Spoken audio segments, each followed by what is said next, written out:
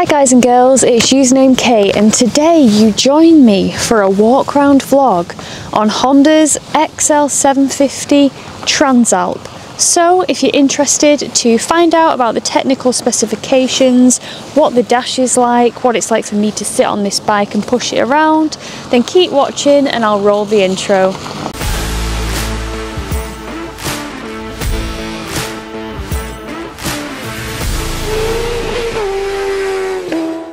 So I'm sure many of you guys and girls are aware that the Honda Transalp is not a new model. In fact, Honda brought this bike out originally in 1986 and it was a 583cc V-twin producing 50 brake horsepower. Flash forward to the future and they've brought out the latest version of this bike with a bigger engine and a lot more horsepower. So at the heart of this we have a 755cc parallel twin engine. It produces 90 brake horsepower and 75 Newton meters of torque. So the bike has a 270-degree crank to mimic that V-twin rumble, which I'm pretty sure original owners will be all too familiar with. Honda have priced this bike super competitively. It's entered the market at £9,499 and it's available in 3 different colours, and all the colours are that price. It's not like Ducati where you have to pay a bit more for a white version or BMW a bit more for that triple black. Nope, they're all the same price. So we have this colour, which is Ross White. You have the white bike with the blue and red accents along with the iconic and striking gold rims. Then they do have a black version with nice red accents and black spoked wheels as well. And then they have a grey one again with black spoked wheels. Now, to be quite honest, I don't quite know which one I prefer. I think it's a toss-up between the black and the grey. This does look very classy and very elegant, but I do like a stealthy looking bike. It's just who I am, I can't help it. So I would say this bike fits in quite nicely in Honda's product range, right in between the CB500X, which is more of, sort of in their words, an adventure tourer. I would probably say it's more of a tourer or a sports tourer than an adventure one, but hey, that's what they think.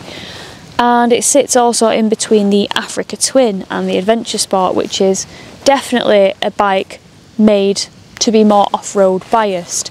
This is aimed at doing a little bit of both, and it's got the technology and the features to accommodate that. Before we start getting in depth about the tech, we're going to look at the hardware. So if we have a look at the front, we have a 21-inch front wheel with spoked wheels and tube tyres. The tyres that it comes with are Dunlop's Trail Max Mixed Tour. So it's nice to see Honda putting that 21-inch front on just to accommodate more green laning and off-roading. If we take a look at the front suspension on this bike, we have 43mm Showa SFF-CA upside down non-adjustable forks that have 200mm of travel. Then moving on to the rear suspension, we have a ProLink rear shock, which does have some adjustability. Then if we take a look at the brakes on the bike, we have axle mounted 2-piston front calipers, which are Nissan branded, along with dual 310mm front discs. If we pan over to the rear, we have a single 256mm disc with a single Nissan caliper.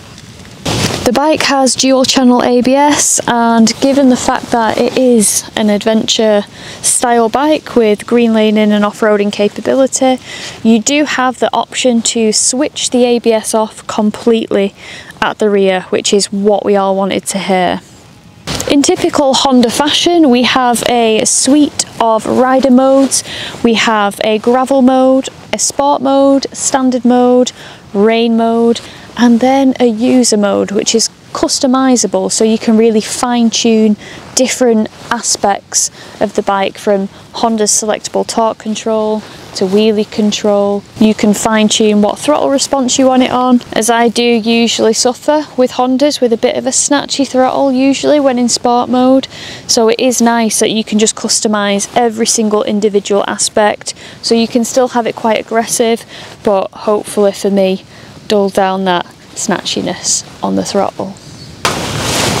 Other things that are worth mentioning on this bike: tank size 16.9 litres. We have LED lights, front, rear, indicators, all LED as you would expect this day and age. We have a slipper clutch to make gear changes super smooth if you're a little bit too keen, you know, dropping down the box. And another thing, this bike is A2 compliant, so it can be restricted to that 47 brake horsepower, and newer riders or younger riders can also enjoy the lovely Transalp and potentially take it off-road.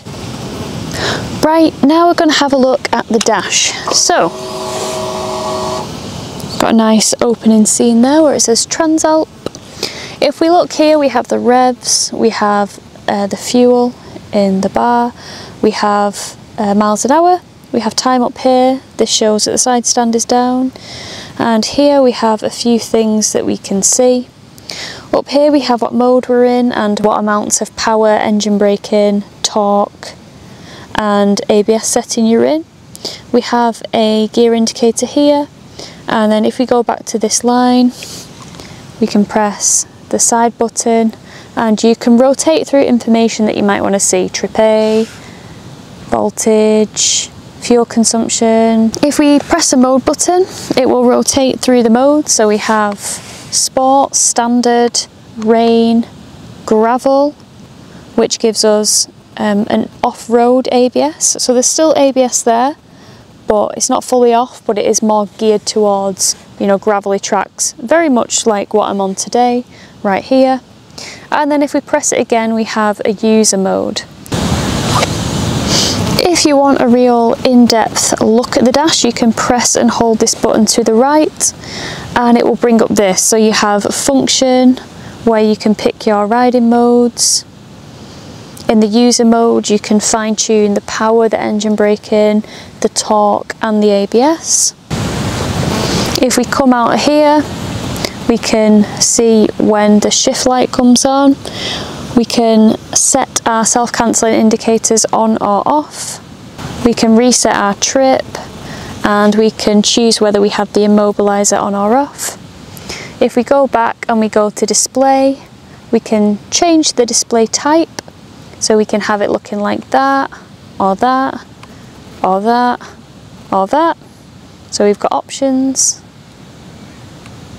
I actually quite like that. I'll try it on that for the ride home. Brightness, again it's on auto, but you can customise it. One is very low. If we look at background, you can choose to have it auto, so it will adapt to daytime or nighttime with a sensor. You can have it in metallic, you can have it black, or you can have it white. Now we've seen it, what it looks like with it white, so we'll try it black. That's what it looks like if it's black. You just have information in different positions with a different preface. But if we go back to display and we go to background and try metallic, let's give that one a go. Again, you've kind of got like a brushed steel effect. And then if we go back, we'll put it on display and we'll just put the background on auto. Favourite information, so this is where you can customise what that bar says at the bottom when you're on the main screen. So you can get rid of information that you don't really care about, and you can insert information that you do care about. So you have a lot of customisation on that screen. If we go to general, we have time and date. If we go to unit, you can change the speed to kilometres, you can change the fuel consumption if you so wish.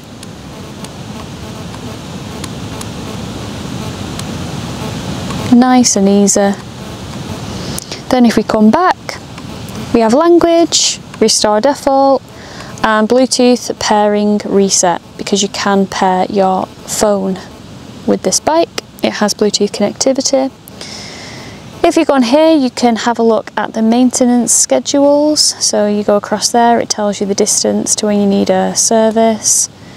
If we go back, equipment, this is where it'll tell you if we've got heated grips or fog lights or quick shifters, but as you can see they're greyed out because the bike isn't equipped with any of those things, unfortunately for me. If we go back, quick shifter initialize, we don't really need to use that because we don't have a quick shifter on this bike. I think though that will give you the option to have a soft quick shift response or a hard one, or a middle of the road quick shift response. If we go down, we have DCT and we have regulatory as well. You can also change the user modes on the fly by pressing mode, getting it to user, and then pressing and holding the mode button just to clarify, and then you can use these buttons to customize what levels you see on the dash. You can also go to ABS and change that, so you can have it to on-road ABS, so you can change it to off-road ABS, or you can press and hold the triangle, which is what the double up stands for. You press and hold that, and it asks you if you want to cancel the ABS on the rear completely, so that's where you can cancel that. So lots of customization with this dash, whether it's the display or it's the background, whether it's going in the depths of the settings and the menus to fine-tune the levels, or whether if you want to do it on the fly. You've got options. Right, let's get back to the bike itself. Okay, now that I have repositioned this bike, let me throw my leg over it. Again, 5'4" individual, 29-inch inseam, bit of a short arms. And it has a seat height of 850mm, which is the exact same seat height as my R1200 GS. Now, if we take a look at it, the seat is actually quite narrow on this because I can get the balls of my feet down on both sides, which is quite rare for an 850mm bike. Whilst I'm sat here, we can take a look at the riding position. As you can see, the bars are actually quite extended with kind of bar risers from factory. So we have a nice neutral riding position. If I put my leg up like this, we have again a neutral bend in the knee. It's not super acute, it doesn't feel uncomfortable. My back is pretty straight, I'm not leant forward, I'm not up like this. It just feels like a very nice adventure bike position. So when it comes to the weight of this bike, we have 208 kilograms wet, and that is with fuel. So we'll see what it's like for me to push this bike around. Okay, we're just going to give it a little push about. We've got a lot of slippy mud here, but we'll give it a go anyway. Let's check it's not in first gear. It is, that's what I usually leave it in.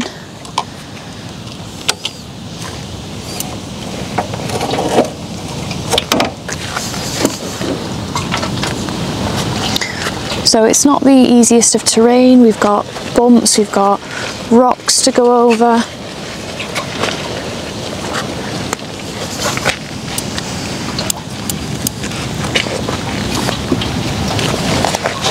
But it isn't actually that bad to push around.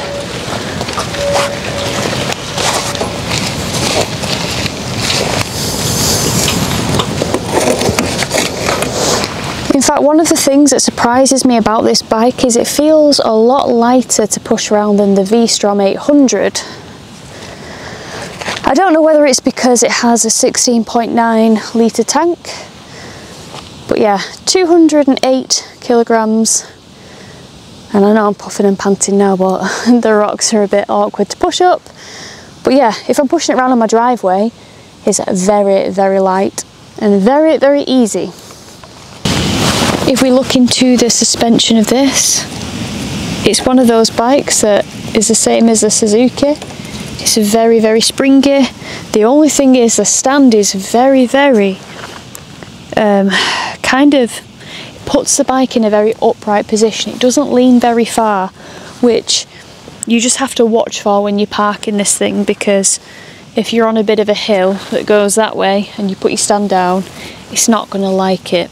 So you have to just think a bit smarter when you're parking this thing. Okay, we're going to do a sound check.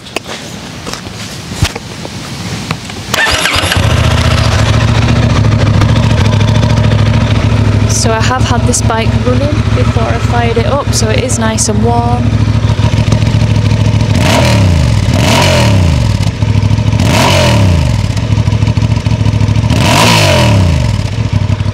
I actually really like the sound of this bike.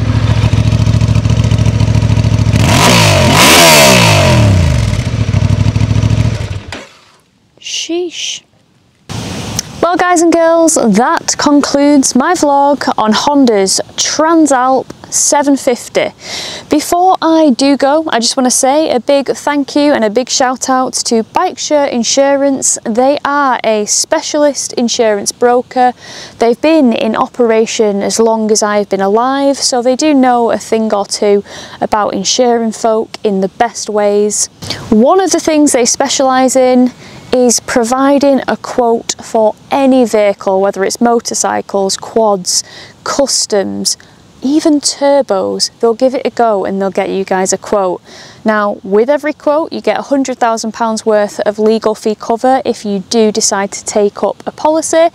And the best way to get the best price from this 5-star rated insurance broker is to give them a call. The number will be in the video description below. Feel free to give them a call to get that best price, and if you quote Usernamekate or that you've seen about them on Usernamekate's channel, hopefully they'll give you a little bit of discount, which I have had people feedback to me that they have received a discount, which is always nice.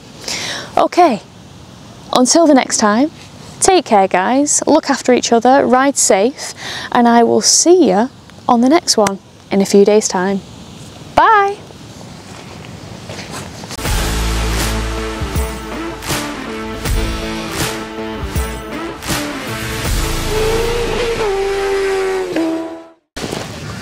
Hello? Hello? Hiya?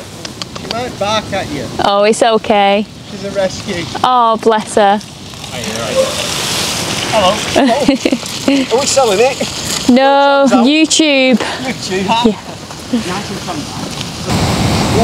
I'm pretty sure that exact man has asked me that exact same question in this exact same spot before. Are you selling it?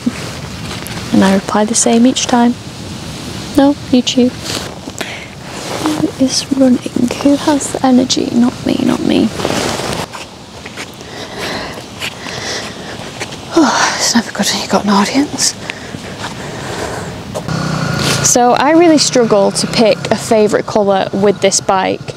I would probably say that Ross White is actually my least favourite colour option. He's got a water bottle like me, is Peter. Let's film him, let's film him. Let's get him on camera. Go on, Peter.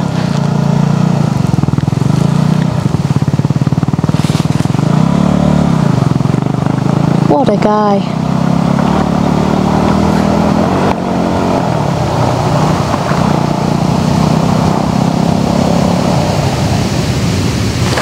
Oh my god, I've just completely ruined the frickin' continuity. That was Peter. I just met him. He's on a Yamaha, new to riding, taking it up river, off-roading. Good lad. I salute you, Peter.